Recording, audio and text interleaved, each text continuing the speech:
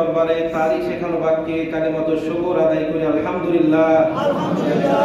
রব্বানা লাকাল হামদ হামদান কাসীরান তাইয়িবান মুবারাকান ফীহি। সকল প্রশংসা একজনের জন্য, তিনি কে? প্রিয় উপস্থিতি, আজকে আমরা যে বিষয় নিয়ে আলোচনা করব তার শিরোনাম হচ্ছে কাবা ঘরের মর্যাদা এবং এর ইতিহাস। প্রিয় উপস্থিতি, পবিত্র কাবা ঘর আল্লাহ পাক রব্বুল আলামিনের এক কুদরতি নিদর্শন। সৃষ্টির আদিকাল থেকেই আল্লাহ পাক রব্বুল আলামিন এই কাবাকে তার মাকবুল বান্দাদের জন্য ইবাদতের ঘর হিসাবে নির্ধারণ করেছেন।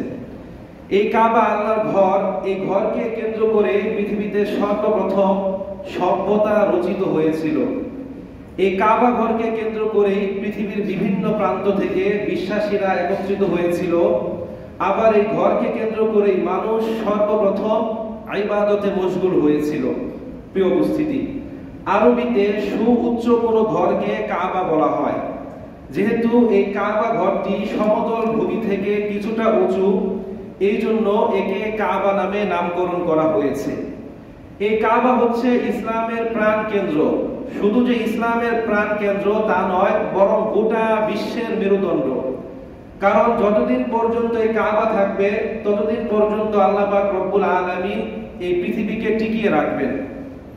এক হাদিসে বিশ্বনবী সাল্লাল্লাহু আলাইহি সাল্লাম বলেন, তোমরা যত দ্রুত সম্ভব হজ করো, কেননা কিয়ামতের আগে এই কাবাকে উঠিয়ে নেওয়া হবে। প্রিয় উপস্থিতি, অনেক মুসলিম গবেষকদের মতে ভৌগোলিকভাবে গোলাকার পৃথিবীর মধ্যভাগে কাবার অবস্থান, যা পৃথিবীর সেন্টার পয়েন্ট বা কেন্দ্রস্থল হিসাবে পরিচিত। এ ব্যাপারে মক্কায় অবস্থিত উম্মুল কুরা বিশ্ববিদ্যালয়ের গবেষণা বিভাগের পরিচালক ডক্টর আব্দুল খাদির বালুতিন একটা গবেষণা করেন, যা 2012 সালের 23 জুলাই বিখ্যাত আরবি পত্রিকা আল আরাবিয়ায় প্রকাশিত হয়। সেখানে তিনি প্রমাণ করেন যে কাবা পৃথিবীর সেন্টার পয়েন্ট বা কেন্দ্রস্থলে অবস্থিত। তবে তার এই কথার সাথে কিছু সংখ্যক নাস্তিক এবং ইসলাম বিদ্বেষীরা দ্বিমত পোষণ করছে।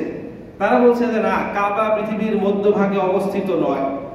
আপনারা আজকে বাসায় গিয়ে এই যে বিশ্বের যে মানচিত্র আছে এটাতে দেখবেন মক্কার অবস্থানটা, আরেকটা হচ্ছে বাইতুল মুকাদ্দাস বা মসজিদে আকসার অবস্থান। দেখবেন মোটামুটি পৃথিবীর যে জলভাগ আর স্থলভাগ আছে এটা মাপলে মোটামুটি মাঝখানেই আসে। Doesn't take anything away.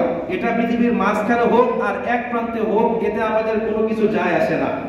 কারণ কোরআন এবং হাদিসের কোথাও আল্লাহ পাক রব্বুল আলামিন এবং তার প্রিয় হাবিব এটা যে পৃথিবীর মাঝখানে অবস্থিত এমন কোনো তথ্য দেন নাই।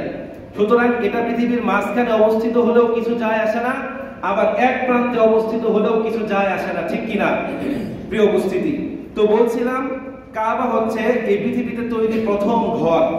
অন্যভাবে বলতে গেলে সর্বপ্রথম ইবাদতের জন্য তৈরি ঘর। আর এই ঘরটাকেই আল্লাহ পাক রব্বুল আলামিন নিজের ঘর হিসাবে ঘোষণা দিয়েছেন। এই জন্য পৃথিবীতে যত ঘর আছে, যত জায়গা আছে, তার মধ্যে সর্বোত্তম জায়গা হচ্ছে কি? কাবা। প্রিয় উপস্থিতি, তাফসীরে রুহুল মাআনিতে বর্ণিত হয়েছে যে আল্লাহ পাক রব্বুল আলামিন তার বান্দাদের দ্বারা মোট 10 বার এই ঘরটাকে নির্মাণ এবং পুনর্নির্মাণ করিয়েছেন। কোন কোন বর্ণনায় 12 বার, আবার কোন কোন বর্ণনায় 13 বারের কথা উল্লেখ আছে। তাফসীরে কুরতুবীর মধ্যে আছে সর্বপ্রথম আল্লাহ পাক রব্বুল আলামিন ফেরেশতাদের দ্বারা এই ঘরটাকে নির্মাণ করান। আল্লাহ পাক রব্বুল আলামিন যখন মানব সৃষ্টির ইচ্ছা পোষণ করলেন তখন ফেরেশতারা কিছুটা দ্বিমত পোষণ করেছিল। তারা বলেছিল, আতাজআলু ফিহা মা ইউফসিদু ফিহা ওয়া ইয়াসফিকুদ দিমা ওয়া নাহনু নুসাব্বিহু বিহামদিকা ওয়া নুকদ্দিসু লাক। সূরাতুল বাকারা প্রথম পারা, সম্ভবত 5 নম্বর পৃষ্ঠা। তো তারা বলেছিল, হে রব, আপনি কি দুনিয়াতে এমন কাউকে সৃষ্টি করবেন যারা দাঙ্গা হাঙ্গামা করবে, মারামারি করবে, কাটাকাটি করবে? বরং আমরাই তো দিনরাত আপনার তাসবিহ পাঠ করছি, আপনার পবিত্রতা ঘোষণা করছি, আপনার ইবাদত করছি। তখন আল্লাহ পাক রব্বুল আলামিন বললেন, ইন্নী আ'লামু মা লা তা'লামুন। নিশ্চয়ই আমি আল্লাহ পাক রব্বুল আলামিন যা জানি তোমরা তা জানো না। তখন ফেরেশতারা বুঝতে পারলেন যে আল্লাহ পাক রব্বুল আলামিন রাগান্বিত হয়েছে। তারা আল্লাহ পাক রব্বুল আলামিনের আরশে আজিমের চারপাশে 7টা চক্কর দেয়। যার ফলে আল্লাহ পাক রব্বুল আলামিন তাদের উপর খুশি হয়। তখন আল্লাহ পাক রব্বুল আলামিন তাদেরকে আদেশ করেন দুনিয়াতে যেন সপ্তম আসমানে অবস্থিত ফেরেশতাদের কিবলা বাইতুল মামুর এর আকৃতিতে একটা ঘর তৈরি করে। যখন মানুষ খারাপ কাজ করবে, আল্লাহর অবাধ্য হবে, পাপ কাজ করবে, তারা এই ঘরটা তওয়াফ করবে, আল্লাহ পাক রব্বুল আলামিন তাদেরকে ক্ষমা করে দিবেন। তো সর্বপ্রথম আদম আলাইহিস সালাতু ওয়াস সালামের আগমনের 2000 বছর পূর্বে আল্লাহ পাক রব্বুল আলামিন ফেরেশতাদের দ্বারা এই ঘরটাকে নির্মাণ করেন। এরপর বাইহাকি শরীফের এক হাদিসের মধ্যে আছে যে আল্লাহ পাক রব্বুল আলামিন হযরত আদম আলাইহিস সালাতু ওয়াস সালাম এবং আম্মা জান হাওয়া আলাইহিস সালাতু ওয়াস সালামকে পৃথিবীতে প্রেরণ করেন এবং তাদেরকে এই ঘরটাকে আবার পুনর্নির্মাণ করার আদেশ দেন। তারা এই ঘরটাকে পুনর্নির্মাণ করেন এবং তওয়াফ করেন। প্রিয় উপস্থিতি, সূরাতুল আলে ইমরান 96 নম্বর আয়াত, আল্লাহ রাব্বুল আলামিন বলেন, ইন্না আউওয়ালা বাইতিন উদিআ লিন-নাসি লাল্লাযী বিবাক্কাতা মুবারাকান ওয়া হুদাল লিল-আলামিন। আল্লাহ বলেন, নিশ্চয় আমি আল্লাহ তাআলা দুনিয়ার বুকে আরবের মক্কা নগরীতে মানুষের জন্য সর্বপ্রথম ঘরটাকে নির্মাণ করি। মুবারাকান ওয়া হুদাল লিল-আলামিন, যে ঘরটা হচ্ছে বরকতময় এবং গোটা পৃথিবীর মানুষের জন্য হেদায়েতের কেন্দ্রস্থল। জোরে বলে সুবহানাল্লাহ। এই আয়াতে কারিমায় আল্লাহ পাক রব্বুল আলামিন কাবার দুইটা বৈশিষ্ট্যের কথা উল্লেখ করেছেন, মুবারাকা বরকতময়, ওয়া হুদাল লিল আলামিন গোটা পৃথিবীর মানুষের জন্য হেদায়েতের উৎস, অর্থাৎ এখান থেকেই হেদায়েত ছড়িয়ে পড়ে। তো আদম আলাইহিস সালাতু ওয়াস সালামের বহু বছর পর তার পুত্র শীশ আলাইহিস সালাতু ওয়াস সালাম এই ঘরটাকে নির্মাণ করেন। শীশ আলাইহিস সালাতু ওয়াস সালামের পর হযরত নূহ আলাইহিস সালাতু ওয়াস সালাম আসে। আল্লাহ পাক রব্বুল আলামিন বলেন, ওয়ালাকাদ আরসালনা নূহান ইলা কওমিহি ফালাবিসা ফীহিম আলফা সানাতিন ইল্লা 50 আমা। আমি আমার বান্দা নূহকে তার জাতির কাছে প্রেরণ করলাম, সে তার জাতিকে 950 বছর দাওয়াত দিয়েছে। এই 950 বছর দাওয়াতের মধ্যে অতি নগণ্য কিছু লোক, মাত্র 80 জন, কোন কোন বর্ণনায় 79 জনের কথা উল্লেখ আছে, তারা তার দাওয়াত গ্রহণ করেছিল, বাকি সবাই অস্বীকার করেছিল। যার ফলে আল্লাহ পাক রব্বুল আলামিন ওই জাতির উপর রাগান্বিত হয়ে তাদের উপর মহা প্লাবন চাপিয়ে দেয়। আসমান থেকে পানি বর্ষণ হতে থাকে, এমনকি জমিনের নিচ থেকেও পানি উঠতে থাকে। একটানা 40 দিন তুফান চলতে থাকে। এক পর্যায়ে বিশাল বড় প্লাবন হয়ে যায়। 150 দিন এই প্লাবন পৃথিবীতে স্থায়িত্ব লাভ করে। তখন এই কাবা ঘরটা কোন কোন বর্ণনায় আছে আল্লাহ পাক রব্বুল আলামিন চতুর্থ আসমানে উঠিয়ে নিয়েছেন, কোন কোন বর্ণনায় আছে যে মাটির সাথে মিশে গিয়েছিল। তো নূহ আলাইহিস সালাতু ওয়াস সালামের পর আরো দুজন নবীর আবির্ভাব ঘটে। তারা হচ্ছে হযরতে হুদ আলাইহিস সালাতু ওয়াস সালাম এবং সালেহ আলাইহিস সালাতু ওয়াস সালাম। তাদের সময় কাবা না থাকায় এই দুইজন নবী হজ করতে পারেন নাই। এছাড়া সমস্ত নবী রাসূলকে আল্লাহ পাক রব্বুল আলামিন হজ করার তৌফিক দিয়েছেন। প্রিয় উপস্থিতি, তো এই সালেহ আলাইহিস সালাতু ওয়াস সালামের পর আল্লাহ পাক রব্বুল আলামিন হযরতে ইব্রাহিম আলাইহিস সালাতু ওয়াস সালামকে দুনিয়াতে প্রেরণ করেন এবং তাকে আবার আল্লাহ পাক রব্বুল আলামিন এই কাবা ঘর পুনর্নির্মাণ করার আদেশ দেন।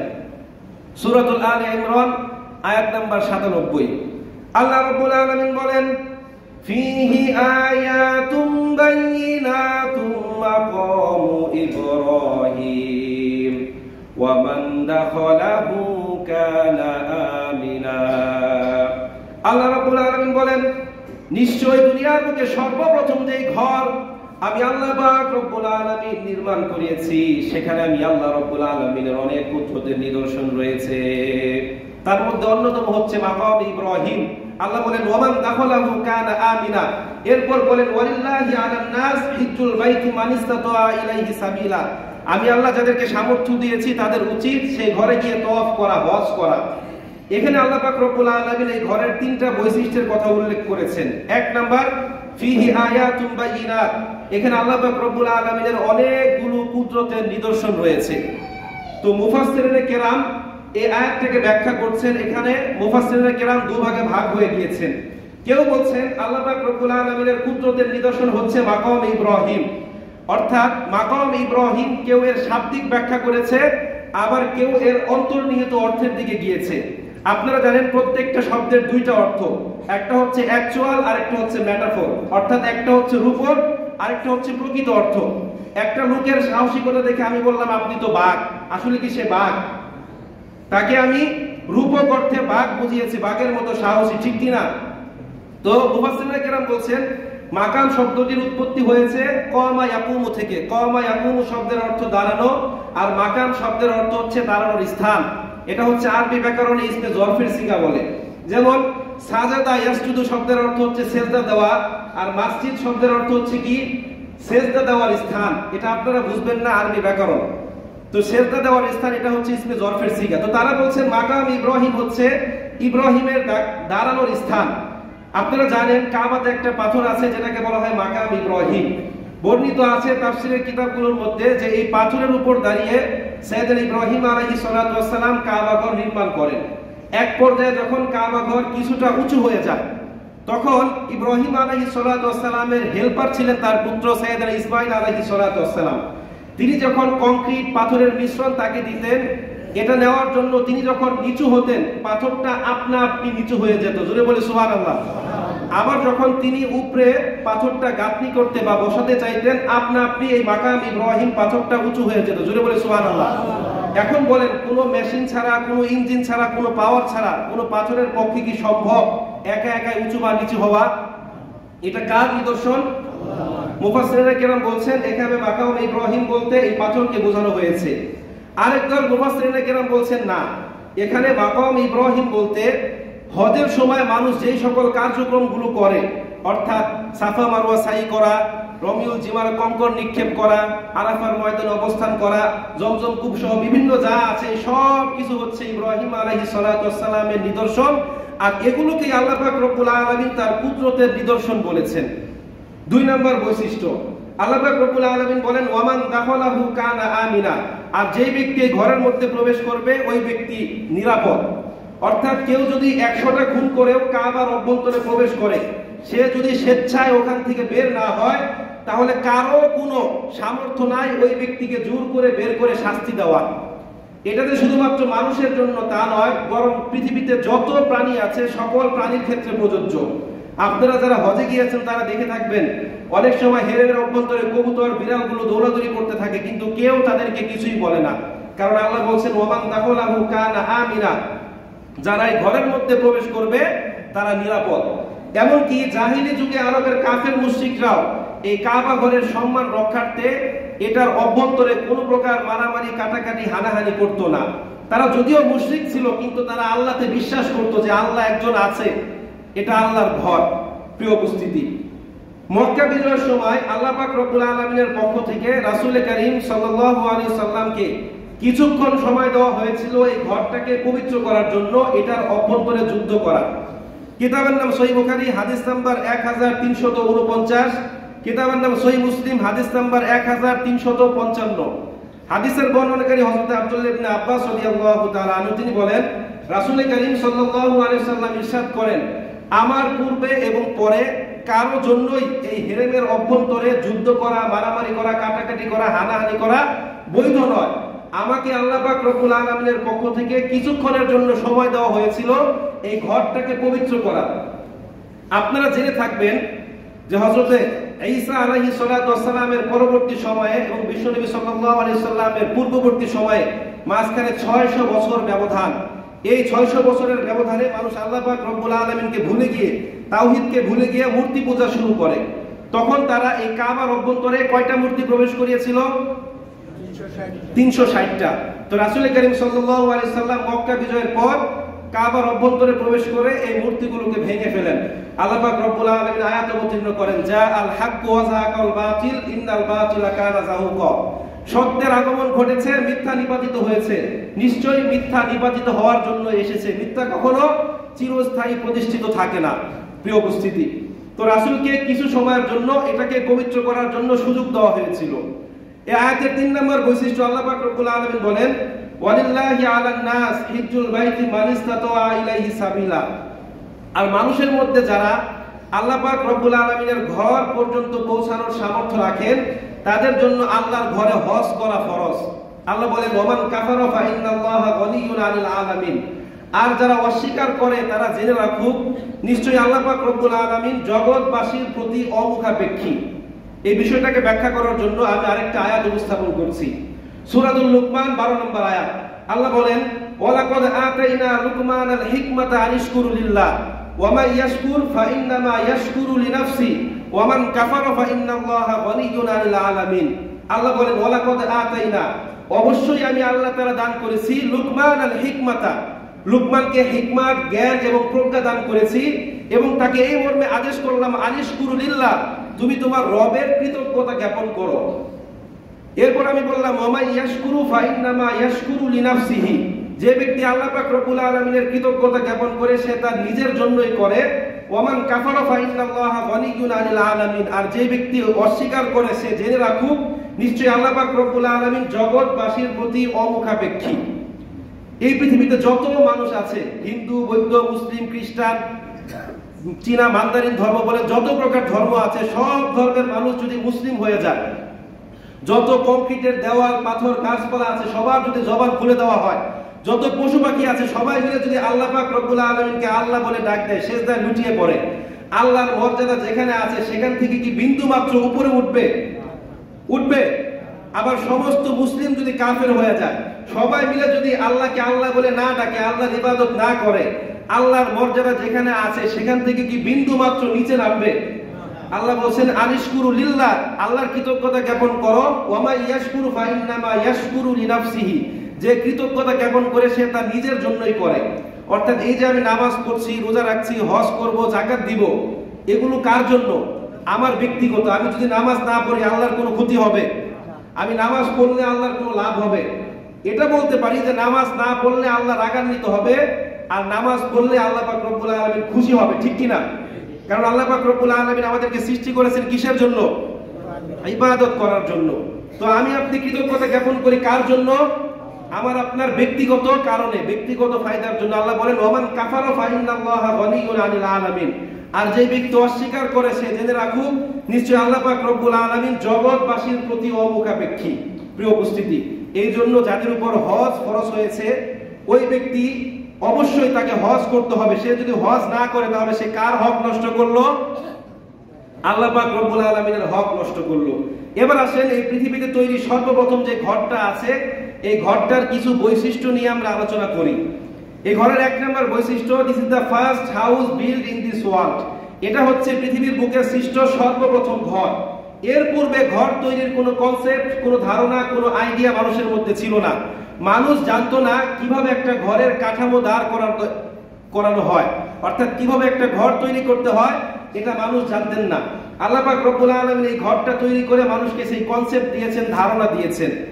এই ঘরের দুই নম্বর বৈশিষ্ট্য, this is the Hajj conference centre of the world Muslim community, গোটা বিশ্বের মুসলিম সম্প্রদায়ের জন্য এটা হচ্ছে হজের মিলন মেলা। আপনি পৃথিবীর যে প্রান্তেই থাকেন, হজ করতে কোথায় যেতে হবে? মক্কা। এখন যদি আমাদের বাংলাদেশ সরকার একটি সুন্দর কাবা বানায় স্বর্ণ দিয়ে, কৃত্রিম সাফা মারওয়া পাহাড় বানায়, আরাফার ময়দান বানায়, এরপর জমজম কূপ বানায়, যদি বলে যে এত টাকা খরচ করে সেখানে হজ করার কি দরকার, সবাই মিলে এখানে হজ করি, মনের হজ সবচেয়ে বড় হজ, তাহলে কি হজ হবে? আল্লাহ পাক রব্বুল আলামিন বলেছেন, ওয়ালিল্লাহি আলান নাস হিজ্জুল বাইতি মান ইসতাতা ইলাইহি সাবিলা, যাদেরকে আমি আল্লাহর ঘর পর্যন্ত পৌঁছানোর সামর্থ্য দিয়েছি তাদের জন্য হজ ফরজ। সুতরাং হজ করতে হলে কোথায় যেতে হবে? মক্কায় যেতে হবে। এই ঘরের তিন নম্বর বৈশিষ্ট্য, দিস ইজ দ্য কিবলা of the world Muslim community, গোটা বিশ্বের মুসলিম সম্প্রদায়ের জন্য হচ্ছে এটা কিবলা। আপনি পৃথিবীর যে প্রান্তে থাকেন এই দিকে ঘুরে আপনাকে নামাজ আদায় করতে হবে, ঠিক কিনা? এখন একদল নাস্তিক ইসলাম বিদ্বেষী এই কথা বলে যে হিন্দুরা করে মূর্তি পূজা আর মুসলিমরা করে কাবার পূজা, তারা কাবাকে সেজদা দেয়। আসলে কি আমরা কাবাকে সেজদা দেই? সূরাতুল কুরাইশ আল্লাহ বলেন, ফালিয়াবুদু রাব্বা হাদাল বাইত, তোমরা এই ঘরের রবের ইবাদত করো। কার? ঘরের রবের। তা আমরা কি ঘরের ইবাদত করি না ঘরের মালিকের ইবাদত করি? এবার আসেন একটু যুক্তি দিয়ে প্রমাণ করি যে আল্লাহ পাক রব্বুল আলামিন আমাদেরকে মূর্তি পূজা করতে নিষেধ করেছেন, সেই আল্লাহ পাক রব্বুল আলামিন আবার আমাদেরকে কাবার দিকে ঘুরে নামাজ আদায় করতে বলেছেন, ঠিক কিনা? এখন কি আমরা আল্লাহর আদেশ পালন করি নাকি তার আদেশ লঙ্ঘন করি? আল্লাহ পাক রব্বুল আলামিনের আদেশ পালন করি। প্রিয় উপস্থিতি, এই ঘরের 4 নম্বর বৈশিষ্ট্য হচ্ছে, this is the first most build in this world, এটা হচ্ছে পৃথিবীর বুকে সৃষ্ট সর্বপ্রথম মসজিদ। গত 4 জুমা আগে যখন জুমার নামাজের ফজিলত নিয়ে আলোচনা করেছিলাম তখন বলেছিলাম রাসূল করিম সাল্লাল্লাহু আলাইহি ওয়াসাল্লামের হাতে নির্মিত সর্বপ্রথম মসজিদের নাম কি? মসজিদুল কুবা। সর্বপ্রথম মসজিদের নাম কি? দ্বিতীয় মসজিদের নাম কি? মসজিদুল জুমা। আর পৃথিবীর বুকে সৃষ্ট সর্বপ্রথম মসজিদ হচ্ছে মসজিদুল হারাম, এরপর দ্বিতীয় মসজিদ হচ্ছে মসজিদুল আকসা। কিতাবের নাম সহিহ বুখারী, হাদিস নাম্বার 3366, সহিহ মুসলিম হাদিস নাম্বার 520। হাদিসের বর্ণনাকারী হযরত আবু যর গিফারী রাদিয়াল্লাহু তাআলা তিনি বলেন, আমি একদিন রাসূলকে জিজ্ঞাসাবাদ করলাম, ইয়া রাসূলুল্লাহ আইয়ু মাসজিদিন বুদিয়া ফিল আরদিল আউয়াল, ইয়া রাসূলুল্লাহ পৃথিবীতে সৃষ্ট সর্বপ্রথম মসজিদ কোনটা? ক্বালা রাসূলুল্লাহ সাল্লাল্লাহু আলাইহি ওয়াসাল্লাম আল মাসজিদুল হারাম। রাসূল বললেন সর্বপ্রথম মসজিদ হচ্ছে মসজিদুল হারাম। কুলতু সুম্মা আইয়ু, আমি বললাম ইয়া রাসূলুল্লাহ এরপর কোনটি? ক্বালা রাসূলুল্লাহ সাল্লাল্লাহু আলাইহি ওয়াসাল্লাম আল মাসজিদুল আকসা। রাসূল বললেন এরপর হচ্ছে মসজিদে আকসা। কুলতু কাম বাইনাহুমা, আমি বললাম ইয়া রাসূলুল্লাহ দুইটা মসজিদ নির্মাণের মাঝখানে ব্যবধান কতদিন? রাসূল বলেন 40 সানা, 40 বছর। আপনারা জানেন হযরত ইব্রাহিম আলাইহিস সালাতু ওয়াস সালামের বংশের কয়টা শাখা? দুইটা শাখা। কয়টা শাখা? একটা হচ্ছে বনু ইসরাইল, আরেকটা হচ্ছে বনু ইসমাইল। তার বংশের দুইটা শাখা দুই জায়গায় ছিল, একটা ফিলিস্তিনে আরেকটা কোথায়? মক্কা নগরীতে। হাদিসের কিতাবের মধ্যে বর্ণিত হয়েছে বোরাক শুধু বিশ্বনবী সাল্লাল্লাহু আলাইহি সাল্লামই চালাননি, বরং ইব্রাহিম আলাইহিস সালাতু ওয়াস সালামও বোরাক চালিয়েছেন। তিনি একই সাথে মক্কা এবং বাইতুল মুকাদ্দাসে বসবাস করতেন, যাতায়াত করতেন। প্রিয় উপস্থিতি, এই ঘরের 5 নম্বর বৈশিষ্ট্য হচ্ছে no one has been able to conquer this house till date। আজ পর্যন্ত কেউ এই ঘরটাকে জয় করতে পারে নাই। যারাই কাবাকে ধ্বংস করতে গিয়েছে, যারাই এই ঘরটাকে জয় করতে গিয়েছে, যারাই এই ঘরটাকে মাটির সাথে মিশিয়ে দিতে গিয়েছে, উল্টা তারাই ধ্বংস হয়ে অন্ধকার অতল গহ্বরে নিমজ্জিত হয়েছে। চিল্লায় বলেন আল্লাহু আকবার। আপনারা তো আব্রাহার নাম শুনেছেন। আব্রাহা কে ছিল? ইয়ামেনের গভর্নর। ওই ব্যক্তি কি করতে গিয়েছিল?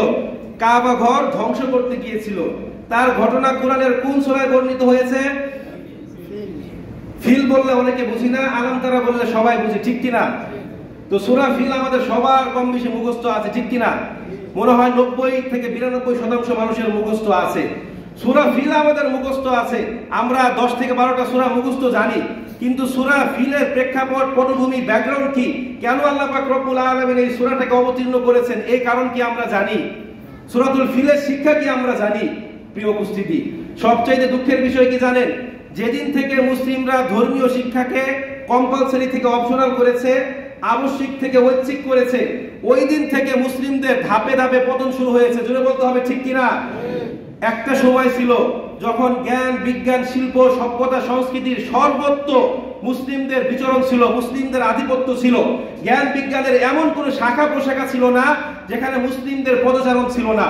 আপনি মেডিকেল সায়েন্স বলবেন, আপনি ইন্টারন্যাশনাল পলিটিক্স বলবেন, আপনি ম্যাথমেটিক্স বলবেন, আপনি ফিলোসফি বলবেন, জ্ঞান বিজ্ঞানের এমন কোন শাখা ছিল না যেখানে মুসলিমদের বিচরণ ছিল না। আপনি মেডিকেল সায়েন্সের কথা বললে আমি ইবনে সিনার কথা বলবো, যার রচিত আল কানুন ফি তিবিন বইটি আজ পর্যন্ত মেডিকেল সায়েন্সের বাইবেল বলা হয়। আপনি ম্যাথমেটিক্সের কথা বললে আমি মুসা আল খাওয়ারিজমের কথা বলবো, যার রচিত তত্ত্বের উপর অ্যালগরিদম এবং ম্যাথমেটিক্স দাঁড়িয়ে আছে। আপনি ফিলোসফির কথা বললে আমি ইমাম গাজ্জালির কথা বলবো, যার রচিত দর্শনের বাইরে কখনোই দার্শনিক হওয়া যায় না। আপনি ইন্টারন্যাশনাল পলিটিক্সের কথা বললে, ইন্টারন্যাশনাল রিলেশনের কথা বললে আমি বিশ্বনবী সাল্লাল্লাহু আলাইহি সাল্লামের কথা বলবো, যিনি দেখিয়ে দিয়েছেন কিভাবে একের পর এক বিরোধ জাতির সাথে, মতৈক্যপূর্ণ জাতির সাথে মত মিলিয়ে একসাথে বসবাস করতে হয়। জোরে বলতে হবে, ঠিক কিনা? জ্ঞান বিজ্ঞানের এমন কোন শাখা ছিল না যেখানে মুসলিমদের বিচরণ ছিল না। কিন্তু আজ মুসলিমরা পিছিয়ে কেন? আজ মুসলিমরা সর্বশ্রেষ্ঠ আসমানি কিতাব, সর্বশ্রেষ্ঠ জীবন আদর্শ পাওয়ার পরও তারা এটাকে ত্যাগ করছে। প্রিয় উপস্থিতি, একটা সময় যে মুসলিমদের আচরণ দিয়ে গোলাপ ফুলের সুগন্ধ বের হতো, যে সুগন্ধে মাতোয়ারা হয়ে মানুষ দলে দলে ইসলাম ধর্মে দীক্ষিত হতো, আজ সেই মুসলিমদের আচরণ দিয়ে বের হয় ডাস্টবিনের ময়লার পচা দুর্গন্ধ, ঠিক কিনা? আজকে আমাদের আচরণ দেখে মানুষ ইসলাম ধর্মে দীক্ষিত হবে তো দূরের কথা, মানুষ ইসলাম থেকে দূরে সরে যাচ্ছে। আপনারা কি ঠিক বলতে ভয় পান? কথা কি সত্য না মিথ্যা? প্রিয় উপস্থিতি, the first word from our Lord to our prophet was Iqra, which means read। সর্বপ্রথম আল্লাহ পাক রব্বুল আলামিনের পক্ষ থেকে বিশ্বনবী সাল্লাল্লাহু আলাইহি সাল্লামের উপর যে আয়াত আল্লাহ অবতীর্ণ করেছেন, যার অর্থ কি? ইকরা, পড়ো। আল্লাহ প্রথমেই বলেন নাই সল্লু, আল্লাহ প্রথমেই বলেন নাই হাজ্জু, আল্লাহ প্রথমেই বলেন না দান করো, আল্লাহ প্রথমেই বলেন নাই তুমি কি করো, নামাজ, রোজা, হজ, যাকাত করো। আল্লাহ প্রথম কি বলেছেন? পড়ো, জ্ঞান অর্জন করো। ইসলাম ধর্ম জ্ঞান অর্জনের প্রতি যতটা উৎসাহ উদ্দীপনা দিয়েছে পৃথিবীর অন্য কোনো ধর্ম দিয়েছে? বলেন দিয়েছে?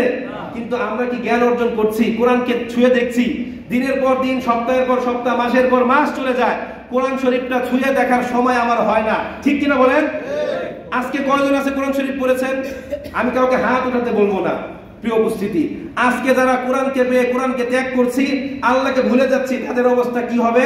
সূরাতুত তাহা আয়াত নাম্বার 124 আল্লাহ বলেন, ওয়ামান আরাদা আন যিকরি ফাইন্না লাহু মাঈশাতান দনকা ওয়া নাহশুরুহু ইয়াওমাল কিয়ামাতি আমা। আল্লাহ বলেন, যাদেরকে আমি আল্লাহ পাক রব্বুল আলামিন কিতাব দেওয়ার পর আমার থেকে মুখ ফিরিয়ে নেয়, ফাইন্না লাহু মাঈশাতান দনকা ওয়া নাহশুরুহু ইয়াওমাল কিয়ামাতি আমা, কিয়ামত দিবসে আমি আল্লাহ রব্বুল আলামিন তাদেরকে অন্ধ অবস্থায় উদিত করব। তখন তারা বলবে, লিমা হাসারতানি আমা ইয়া রব্বি লিমা হাসারতানি আমা ওয়া কদ কুনতা বাসীরা। হে আল্লাহ, আপনি কেন আমাদেরকে অন্ধ করে উঠালেন? আমরা তো দুনিয়াতে চক্ষুষ্মান ছিলাম, সব কিছু দেখতে পেতাম। তখন আল্লাহ পাক রব্বুল আলামিন বলবেন, কাযালিকা আতাতকা আয়াতুনা ফানাসিতাহা ওয়া কাযালিকা আল-ইয়াওমা তুনসা। তুই যেমন দুনিয়াতে আমাকে ভুলে গিয়েছিলি, আমি আল্লাহ পাক রব্বুল আলামিনের কিতাব ছিল, তুই এটাকে ছুঁয়ে দেখোস নাই, আমি আল্লাহকে তুই ভুলে গিয়েছিলি, আজকে আমি আল্লাহ রব্বুল আলামিন তোকে ভুলে গেলাম। অত্যন্ত সুন্দর একটা অবস্থা হবে, ঠিক কিনা? যেদিন আল্লাহ ছাড়া কারো কোনো বাঁচার উপায় নাই, সেদিন আল্লাহ যদি আমাকে আপনাকে ভুলে যায়, আমার আপনার অবস্থা কি হবে একবার ভেবে দেখুন। প্রিয় উপস্থিতি, যে বুঝতে চায় তাকে বোঝানো যায়, আর যেই ব্যক্তি এক কান দিয়ে শুনে আরেক কান দিয়ে বের করে, তাকে কখনোই বোঝানো যায় না। জোরে বলেন ঠিক কিনা? আমার কাছে মাথা হচ্ছে তিনটা, একটা হচ্ছে এই কান দিয়ে ঢোকায়, এই কান দিয়ে বের করে, অর্থাৎ ভিতরে ঢোকায় কিন্তু মানে না। আরেকটা হচ্ছে কানের ভিতরে নেয় না, কানটা বন্ধ করে রাখে, যা বলে বলুক শুনবো না, এক প্রকার। আরেক প্রকার হচ্ছে মাথার ভিতর ঢুকিয়ে ভিতরে হজম করে। যারা হজম করে এরাই হচ্ছে প্রকৃত অর্থে মানুষ, ঠিক কিনা? প্রিয় উপস্থিতি, উপদেশ অনেক আছে, আমরা সবাই জানি যে এটা ভালো এটা খারাপ, তারপর আমরা খারাপ কাজ কেন করি? আমরা কিন্তু সবাই হালাল হারাম কম বেশি জানি, ঠিক কিনা? প্রিয় উপস্থিতি, যেটাই বলছিলাম যে তাকেই বোঝানো যায় যে ব্যক্তি বুঝতে চায়। তো আল্লাহ পাক রব্বুল আলামিন আমাদের সবাইকে দ্বীনের সহি বুঝ দান করুন। সম্মানিত উপস্থিতি, এই সহি বুঝের জন্য, ইসলামকে সুন্দর করে শিক্ষার জন্য, জানার জন্য আমাদের মসজিদ কমিটির পক্ষ থেকে প্রত্যেক মাসে অন্ততপক্ষে একবার তাফসীর মাহফিলের আয়োজন করা হয়েছে। আজ থেকে এটা শুরু হবে। আজ বাদ মাগরিব আমাদের মসজিদে একটা তাফসীর মাহফিল হবে। জামিয়া কাসিমিয়া শামসুল উলুম মাদ্রাসার সম্মানিত পরিচালক এবং শাইখুল হাদিস জনাব মুফতি মিজানুর রহমান কাসিমি সাহেব আসবেন, আপনাদের কাছে নসিহত করবেন। তো আমরা সেখান থেকে শোনার চেষ্টা করব, বোঝার চেষ্টা করব আসলে ইসলাম কি জিনিস। যদি আমরা না জানি তাহলে কি হবে? আচ্ছা, বিষ যদি আপনি না জেনে খান, আপনি কি মরবেন না বেঁচে থাকবেন? হারাম কাজ আপনি জেনে করেন আর না জেনে করেন, এটা তো হারাম, ঠিক কিনা? এই জন্য ইসলামকে আমাদের ভিতর থেকে জানতে হবে, আমাদেরকে আল্লাহ পাক রব্বুল আলামিনকে চিনতে হবে, সর্বশ্রেষ্ঠ আদর্শকে অনুসরণ করতে হবে, সর্বশ্রেষ্ঠ গাইডলাইন, সর্বশ্রেষ্ঠ আসমানি কিতাব আল কোরআনকে আঁকড়ে ধরতে হবে। আল্লাহ পাক রব্বুল আলামিন আমাদের সবাইকে তৌফিক দান করুন। আমিন ওয়া আখিরু দাওয়ানা আলহামদুলিল্লাহি রাব্বিল আলামিন।